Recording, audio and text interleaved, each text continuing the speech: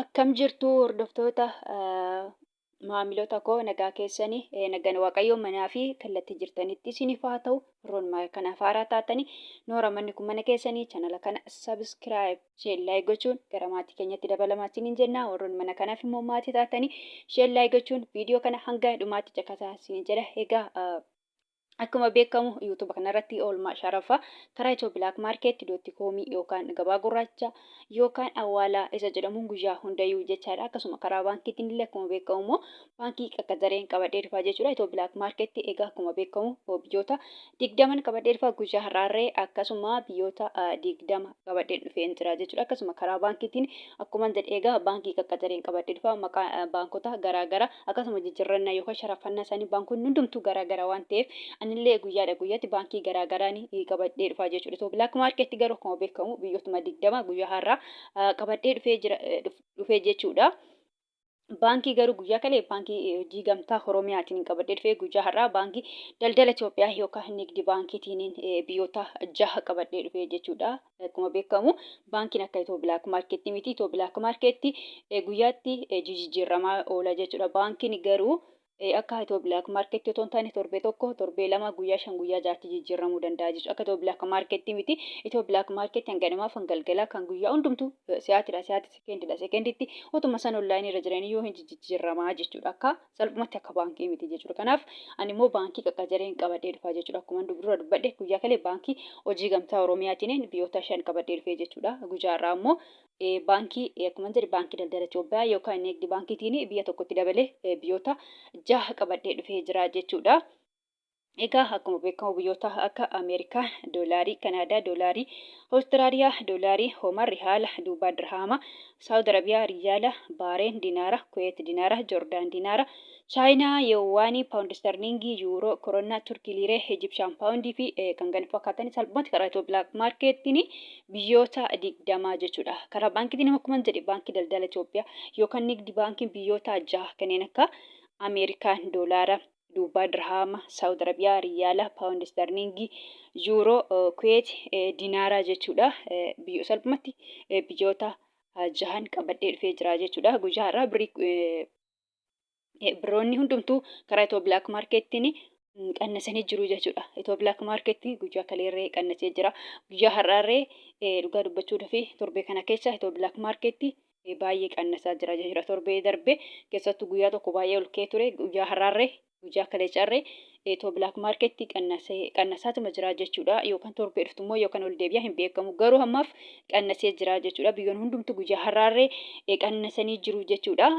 Akkuma beekamu karaa baankiitiin akkuma dura dubbadhe baankii daldala Itoophiyaati. Baankonni akkuma dura dubbadhe immoo torban tokko yookaan torbee lamarree turuu danda'u jechuudha. Dabalan qannasan jechuun hin danda'amu jechuudha. Karaa baankiitiin illee baankii qaqqadareen qabadhee dhufaa jechuudha. Baankonni immoo akkuma maqaa isaanii garaagara ta'e baankii hundumtuu wal fakkaatamte garaagara sharafatu jechuudha. Kan baankiin daldala Itoophiyaatti sharafate baankiin Awaash yookaan isaa gadi yookaan isaa ol ta'uu danda'a. Baankiin hojii gamtaaree baankiin dashanirree hundumtuu wal fakkaata miti. Akkuma maqaa isaanii garaagara yookaan akkuma buukii isaaniillee garaagara ta'e sharafannaa yookaan jijjiirannaa isaanii hundumtuu garaagaraa jechaadha. Egaa akkuma beekamu guyyaa hundayyuu Ameerikaa doolaara irraa hin ka'a.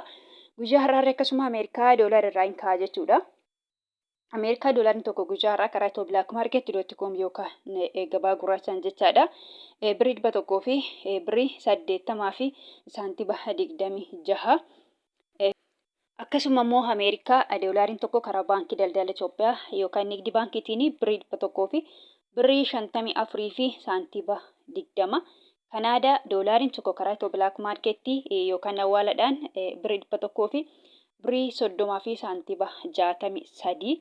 Awustiraaliyaa doolaariin tokko karaa Ethio blak marketii yookaan gabaa gurrachaa yookaan hawalaadhaan birii 100 fi birii 29 fi saantiba 59. Hoomar riyaalli tokko karaa Ethio blak market.com yookaan hawalaadhaan birii 400 fi birii 68 fi saantiba 89. Duubaa dirhaamiin tokko karaa Ethio blak marketii yookaan gabaa gurraachaadhaan birii 49 fi saantiba 08. Akkasuma Duubaa dirhaamiin karaa baankii daldala Itoophiyaa yookaan nigdi baankiitiin birii 41 fi saantiba 99. Saawud Arabiyaa riyaalii tokko karaa Ethio blak yookaan gabaa gurraachaan birrii 47 fi saantiba 83 birrii Saawudillee guyyaarraa baay'ee qannasee jira jechuudha. Akkasumas Saawud Arabiyaa riyaalii karaa baankii daldala Itoophiyaa yookaan nigdi baankiitiin birrii 41 fi saantiba 09. Kan itti aanu baareen dinaarii tokko karaa Ethio blak yookaan gabaa gurraachaan birrii 400 fi birrii 77 fi saantiba 92. Kuweetii dinaarii tokko karaa Ethio blak yookaan gabaa gurraachaan birrii 500 fi birrii 82 fi saantiba 58. Akkasuma immoo kuweetii dinaarii tokko jechuudha birrii 400 fi karaa baankiitiin jechaadha. Karaa baankii daldala Itoophiyaa yookaan nigdi baankiitiin birrii 400 fi birrii 93 fi saantiba 52. Joordaan dinaarii tokko karaa Ethio blak yookaan gabaa gurraachaan jechaadha birrii 200 fi birrii 54 fi saantiba 28. Chaayinaa yuwaan tokko karaa Ethio blak yookaan gabaa gurraachaan birrii 26 fi saantiba 64. Paawundi sterliingiin tokko karaa Ethio blak yookaan gabaa gurraachaan birrii 200 fi birrii 42 fi saantiba 56. Akkasuma immoo paawundi sterliingiin karaa baankii daldala Itoophiyaa yookaan nigdi baankiitiin birrii 200 fi birrii 3 fi saantiba 15. Yuuroon tokko karaa Ethio blak yookaan gabaa gurraachaan birrii 200 fi birrii 10 fi saantiba 23. Akkasuma immoo yuuroon tokko karaa baankii daldala Itoophiyaa yookaan nigdi baankiitiin birrii 100 fi birrii 80 fi saantiba 34. Koronaan tokko karaa Ethio blak yookaan gabaa gurraachaan birrii 19 fi saantiba 51. Iswiis firaankiin tokko karaa Ethio blak yookaan gabaa gurraachaan birrii 200 fi birrii 30 fi saantiba 82.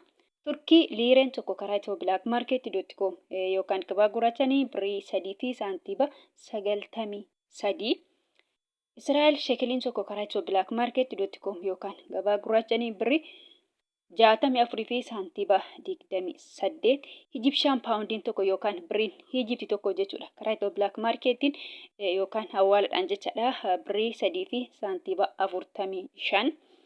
Kan itti aanu Yemen riyaalii tokko karaa Ethio blak yookaan gabaa gurraachaa yookaan hawalaadhaan 0 saantiba 75.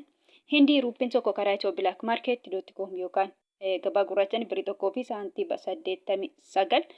Paakistaan ruupiin tokko karaa Ethio blak yookaan gabaa gurraachaan 0 saantiba 64 sharafachaa oolan yookaan jijjiirrachaa oolanii jiru jechuudha. Salphumatti karaa Ethio blak guyyaa har'aa qannasee jira jechuudha. Guyyaa kaleerree qannasee jira kan jedhu viidiyoo kalee keessatti hojjedheen jira jechuudha. Salphumatti torbee kana Ethio blak qannasee jira jechuudha. Torbee dhuftu yookaan ol deebi'aa hin beekamu Ethio blak hin beekamu waan ta'eef jechaadha. Guyyaatti jijjiiramaa oola waan ta'eef yookaan torbee dhuftu ol ka'uu danda'a jechaadha. Egaa kan biraamoo kanan jechuu barbaadu warroonni Joordaanii fi Beerut yookaan Libneen jirtan jechaadha. Fakkeenyaaf birriin biyya Joordaanii diinaara jedhama. Warroonni mana madaa jirtan immoo diinaara biyya seenuu osoo hin taane doolaariidha jechuudha. Akkasuma Beerut yookaan Libneen birriin biyya Beeruti paawundii jedhama jechuudha. Paawundiin biyya Beerut baay'ee xiqqoodha. Akka birrii Yemen akka birrii Paakistaan salphumatti birrii Itoophiyaatti gadi saantii wayii ta'a jechuudha. Birrii Itoophiyaatti kanaafuu salphumatti isinillee birrii biyya seenuu osoo hin taane doolaarii fudhattu jechuudha. Doolaariin baay'eedha. Fakkeenyaaf doolaara 3 maqaa dhiyee jira. Ameerikaa doolaarii, Kanaadaa doolaarii, Awustiraaliyaa doolaarii jedhee tanan jira jechuudha. Ayaan maqaa isaanii hin illee hedduutu jiru jechuudha. Kanaafuu salphumatti isin Ameerikaa doolaarii ta'a jechuudha. Warroonni Joordaanii fi Beerut yookaan Libneenii jechaadha. Fakkeenyaaf karaa Ethio blak guyyaa har'aa yoo ergattanii Ameerikaa doolaarii tokko birrii 100 fi birrii 80 fi saantiba 26 hin herreeggattu jechuudha. Karaa Ethio blak yoo ergattanii jechuudha. Karaa baankiitiin immoo yoo ergattan akkuma jedhe egaa baankii daldala Itoophiyaa yookaan nigdi baankiitiin yoo ergattan jechaadha. Warroonni Joordaanii fi Beerut yookaan Libneenii jechaadha. Birrii 100 birrii 54 fi saantiba 20 herreeggattu jechuudha. Maaliif Ameerikaa doolaarii tokko guyyaa har'aa kana waan ta'eef jechaadha. Salphumatti birrii biyya sana osoo hin taane Ameerikaa doolaarii ta'a jechuudha. Warroonni Joordaanii fi Beerut yookaan Libneen jirtanii jechaadha. Egaa gabaabumatti viidiyoon har'aa kana fakkaata. Viidiyoo birootiin hanga walitti deemnutti nagaan naaf tura.